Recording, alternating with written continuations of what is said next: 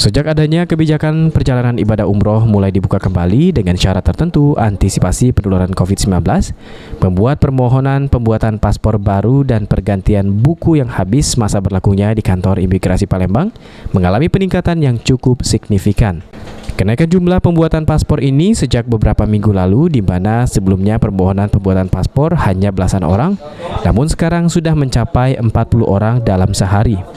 Menurut Seksi Lalu Lintas Keimigrasian Kantor Imigrasi Palembang, Ade Yohanes, pemohon paspor sekarang sebagian besar alasan masyarakat digunakan untuk persiapan berangkat umroh, baik secara perorangan maupun kolektif.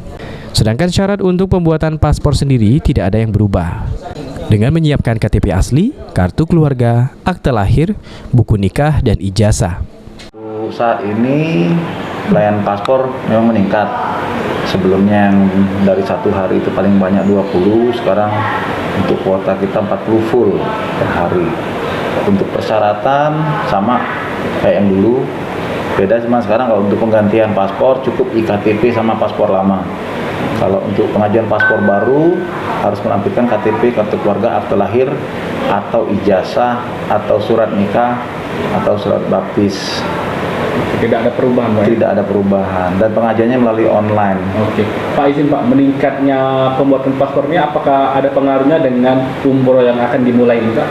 Iya, lebih kurang kayak gitu, karena banyak kan orang jemaah tertahan nih selama ini gara-gara pandemi. Dengan statement dari pemerintah kita untuk membuka umroh kembali, haji, masyarakat berbondong-bondong untuk bikin paspor karena untuk ibadah ya. Tujuannya memperpanjang paspor. Kita mau kemana, Mbak? Mau ke luar negeri, di Bahrain. Ini sekarang ini gimana, Mbak? Ngurus paspor, perpanjang paspor? Lumayan cepet sih, Mbak. Mas, biasanya kan lama ngantri panjang. Dan sekarang lebih mudah ya? Lebih mudah banget. Irawan, PAL TV.